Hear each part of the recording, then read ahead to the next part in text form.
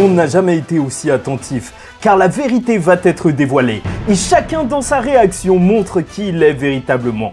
Le guerrier de la libération Nika se battra pour laisser à chacun la liberté de savoir, et le gouvernement, lui, fera absolument tout pour empêcher le monde de voir à quel point les démons sont proches. Wano Kuni, Kizaru encore étrange, Saturne invincible et l'arrivée des démons, théorie sur Zoro et le chapitre 1111, on parle de tout ça.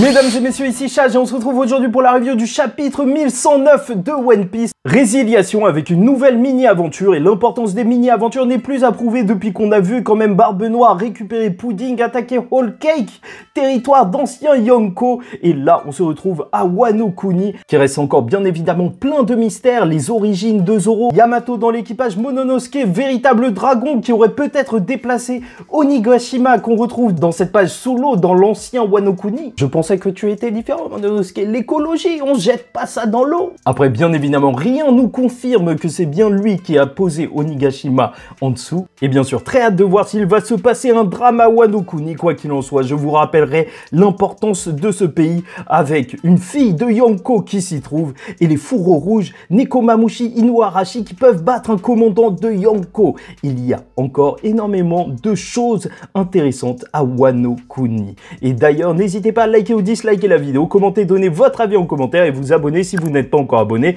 car on suivra One Piece jusqu'à la fin. Et petit point SBS, vu que c'est l'occasion, c'est sorti à peu près en même temps que ce chapitre, donc le SBS 108, question-réponse à Oda, et moi je vous lâche juste les informations que je trouve plus ou moins importantes.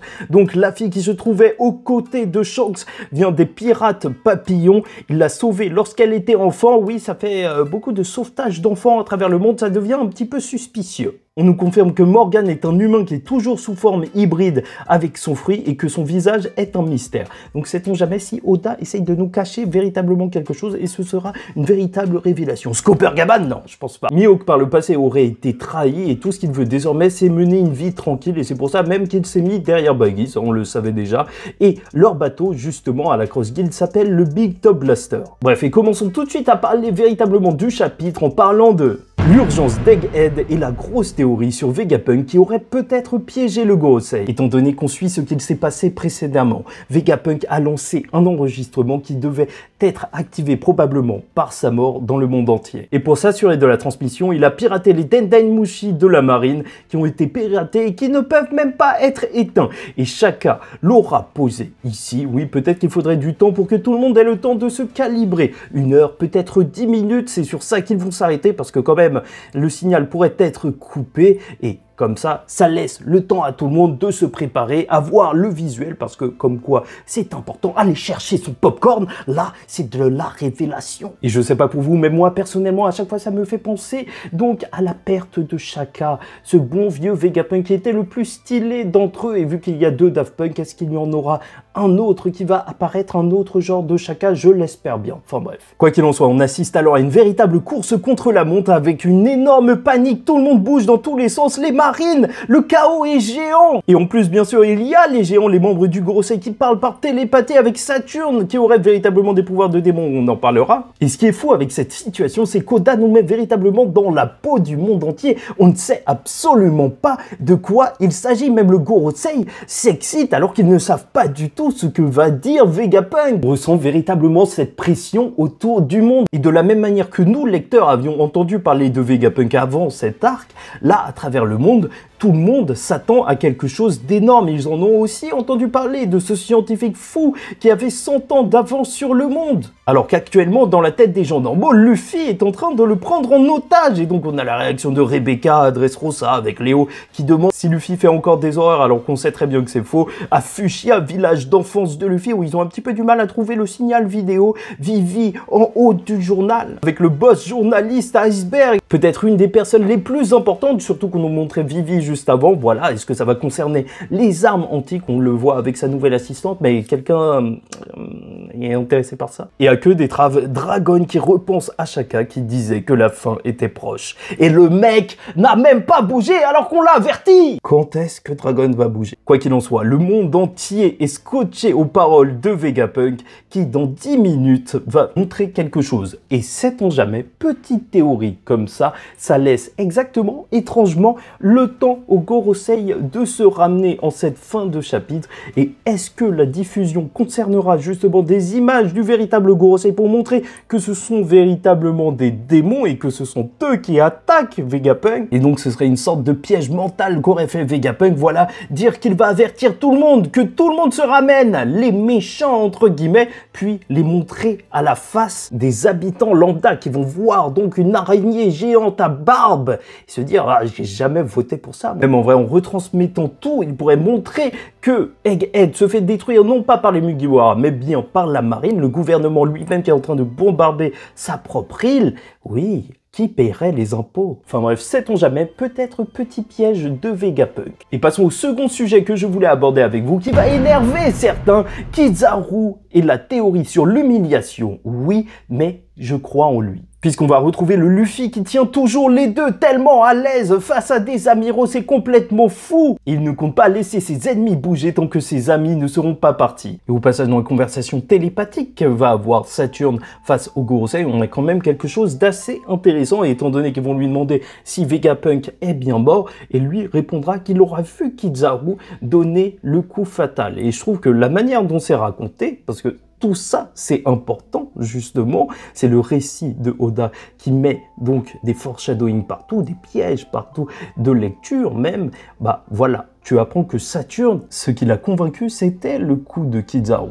Donc si Kizaru l'aurait soigné, entre guillemets, ou l'aurait empêché de soigner en cautérisant sa plaie, bah ça aurait aussi permis à Vegapunk de s'enfuir par la suite, sait-on jamais. Enfin bref, quoi qu'il en soit, Luffy se rend bien compte que son poing ne blesse pas Saturne, et alors que Saturne va mal le regarder, son attaque de vieux daron, donc Kizaru qui va aussi lancer des rayons laser avec ses yeux, Luffy, le Nika, va nous lâcher une nouvelle capacité tout aussi humiliante que les autres, le Gomu Gomu no Down Cymbal, donc une technique qui écrase juste Kizaru et Saturne comme des crêpes avec des petites étoiles sur eux, puis il va les lancer. Mais bien sûr, tout en prenant le temps de jouer avec comme si c'était des pizzas. Oui, Kizaru est réel! Et en réalité, cette capacité est juste folle. On parle quand même d'un géant qui est en train d'écraser les gens à distance comme ça. C'est un véritable monstre, et donc on va voir le Kizaru qui va s'écraser sur un navire de la marine. Et encore une fois, je suis désolé, mais regardez-moi cette case où il se cache les yeux alors qu'il a atterri.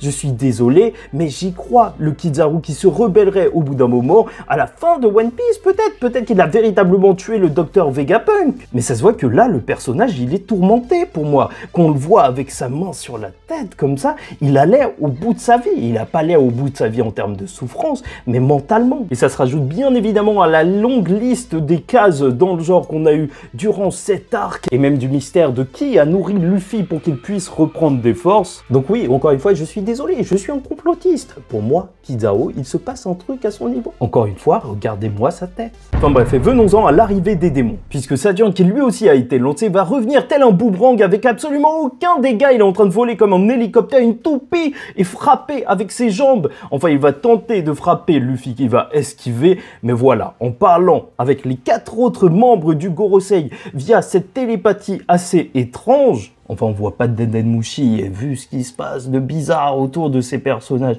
donc on peut peut-être penser ça, ils vont convenir du fait qu'ils n'ont plus le temps. Vegapunk ne doit pas parler, et donc, tel Naruto, l'araignée échappée de la maison de retraite de Marijoa va tous les invoquer, les faire venir dans des éclairs noirs, avec la marine littéralement choquée, des cercles magiques au sol, comme on avait pu le voir avec l'arrivée de Saturne, des sortes de pentagrammes démoniaques avec des flammes noires qui en sortent, le Luffy qui est choqué, les yeux en sortent de son visage, mais en même temps c'est totalement normal pour Luffy. Même Sanji voit ça de loin et est choqué, et là on reconnaît l'arrivée de tous les membres du Gorosei, les étoiles qui se réunissent. Et bon, je suis désolé, mais on doit dire les termes. Cette page elle est monstrueuse, elle fait peur. Le style d'Oda il brille dans ce genre de page où il se passe des événements à l'échelle d'une île tout entière. Je ressens vraiment qu'on est en pleine guerre, que quelque chose d'énorme est en train d'arriver. Et avec ces esprits démoniaques qui sont invoqués à distance, sachant qu'on ne sait rien réellement de leur pouvoir. On n'a jamais vu des cercles comme ça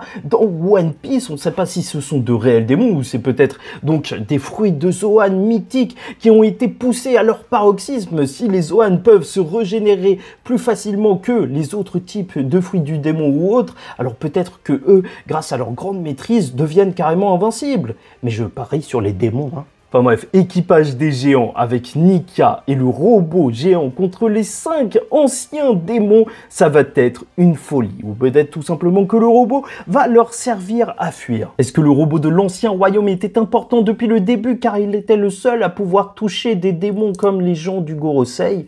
Qui sait? Mais là, tout de même, on est face à un moment clé pour l'histoire de One Piece. Alors que depuis que Luffy a atteint le Gear 5, on a peut-être peur d'une baisse de tension avec un mec qui rigole tout le temps alors qu'il y a des vieillards qui se font poignarder.